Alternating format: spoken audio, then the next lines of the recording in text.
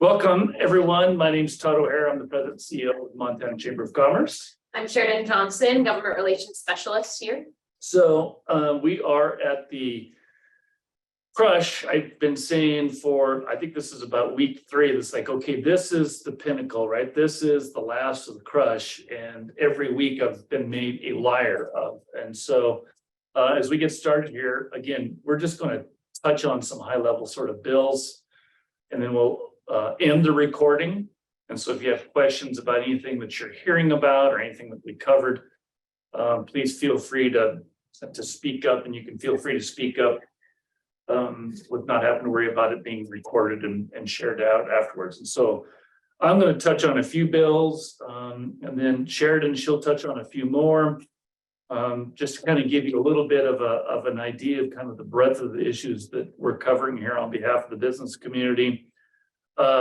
Last week, I'll start with last week, and we went in and supported some alternative teacher credentialing to try to provide some more opportunities for teachers, particularly in rural Montana, that they're struggling to find teachers. And so it's like, if you are a professional and you have a big background professionally, but you'd like to teach some classes at your local high school, or music's a good one. We kind of focus on career and technical education, but there's a lot of different sort of opportunities that particularly rural Montana struggles to fill teachers for. And so we went in and we supported that. We were also supporting what we call the ban on bans. Essentially what that is saying, hey, local governments, you can't be banning natural gas hookups in your local community. We believe in consumers having that sort of freedom of choice and some of those sort of things. A couple others we supported that were related to insurance policies. We supported a bill that talks about resource planning during the interim, of like what sort of energy we're going to need going into the future. And we're finding that here in Montana, that after generations of being in a energy surplus, we're actually starting to tip into being an energy deficient sort of a state. And we need to start taking energy as far as reliability and affordability more seriously. And I think there's a big consumer education sort of process that needs to take place there. That week before Christmas really put a highlight on that. Yeah, I think we were dangerously close to seeing some rolling blackouts there during that real nasty cold snap that was just before Christmas. And so we've got to continue to look for ways that we can have a diverse portfolio of energy sources. And I'll let Sheridan, because she's like living and breathing these every single day, touch on some of our bills that are the Montana Chamber bills that we brought forward related to tort reform. I'll touch on a couple of housing bills that we went in. There's a real novel approach, and it's listed under House Bill 819 that Representative Paul Green is bringing forward. And it's a novel approach to fund those middle class housing individuals, if you will. And so it would take a one-time only source of money from our budget surplus of about $50 million, and then use that money to buy down the principal on a home. And then that home would have a deed restriction placed on it to keep it from appreciating above about 0.5% on an annual basis, with the intention that it would provide some of those working class, middle income sort of folks with a real opportunity. We had a good hearing on it. In fact, I don't think there were any opponents to that bill last week. And I think it's a real creative way to look at some of the big surplus that we have in the state that could be a bit of a legacy sort of fund for future generations, rather than some of the stuff that we see that you just give a tax rebate or a tax refund, right? Those are kind of one-time expenditures that you don't see this sort of ongoing ripple effect. And so there's more details coming out of that. It's nice and complex, and we'd love to chat about it more and Yeah. hook you up with the right people, but won't belabor those points now. Yeah, it's a very complex bill, but I Good idea. think there's some real interesting pieces with it. We also put in support of House Bill 825, that provides for a couple $100 million for housing infrastructure, and essentially an incentive for those communities that want to put in some high density sort of housing, but they need that front end up front sort of sewer and water sort of hookup. And so traditionally, the housing's got to come in and the developer has to pay for that hookup. This is something saying that if you're going to put in this sort of housing, here's some money that will allow for us to be able to offset some of the cost of some of that infrastructure that goes into that. And then we also went in and support, and I'm going to go in and support this afternoon on a child care bill. It's Representative Buckley out of Bozeman. Trying to find that, what was 648, House Bill 648 is a bill that would put $7 million towards tax credits for people that have up to a certain amount of income in order to help offset some of their costs of childcare. They're calling it the Best Beginning Scholarship Program, and so it's kind of a childcare scholarship sort of thing if you meet the requirements. Quite frankly, I don't think we've done enough during this legislative session to address this childcare piece.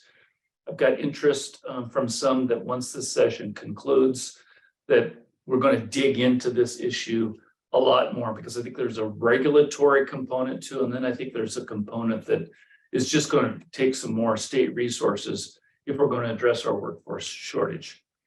A couple other quick bills that I'll touch on real quickly. We went and we supported a media film tax credit to continue to incentivize the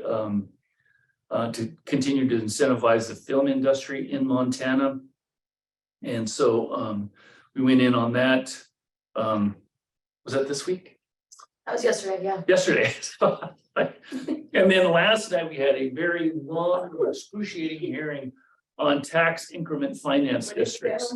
Yeah, it was the hearing didn't end until like 8:30, 9 o'clock last night. It was a really long, controversial sort of piece of legislation that drew in a lot of supporters and a lot of opponents. And really what the bill seeks to do is essentially end tax increment finance districts.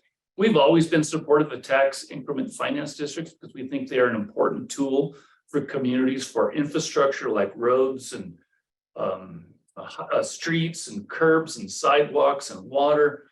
And then there's just some of those areas in a community that, you know, you see some of the buildings that are kind of collapsing and coming down around. It's like if we can give a little shot of an incentive into some of those sort of buildings, you can revitalize an area. And so we went in, and like I said, that was a very long and excruciating sort of process there last night.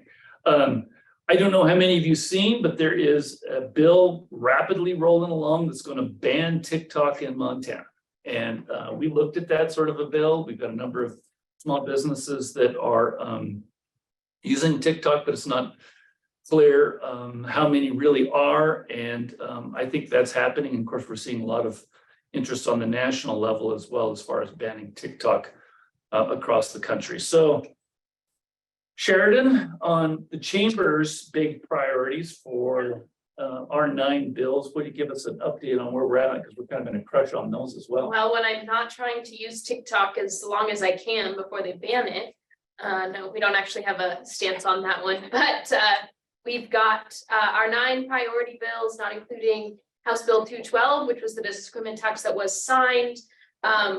3 of them, about 5 of them have been heard and are moving right along. 3 of them have a hearing scheduled for next week, and then 1 is awaiting a schedule. So 270 on or 260 was heard last week. It was one of the insurance ones on captive insurers that Todd mentioned, and that passed out of committee 17-0. So good policy, bipartisan support. House Bill 410, which is one of our short ones on revising the service of process time limit. So in our tort reform arena was heard last Wednesday in the Senate, and then Senate Bill 216 was heard in the House last Friday. Good hearing, lots of questions and some things that we can address there, and working with the committee there. And the 216, that's the product liability, right? Yep. And so what we saw during the interim between, I shouldn't say during the recess break, is the trial attorneys identified this product liability bill that the chamber is moving forward as a top priority for them. And so some of you may have seen some commercials that they were running, particularly in the Bozeman and the Missoula markets. And so when we had that hearing, I can tell you that they were loaded for bear, and they did their best to take the hide off of us as an organization and this bill. And I I think we're going to be okay on it, but it was definitely one of the rougher hearings I think we've had on all of our bills. And I think it's because the trial attorneys have recognized that, right, they want to take down one bill that is very important to them, and it's going to be products liability is one that they're taking aim at. So, And there's a lot of different defenses that bill creates for manufacturers and sellers, retailers in the state. And so we think it's a really good bill, but some sticking points that we were working through last week. Yesterday, we had a quick one, revising the offer of settlement law to raise it up to $3 million.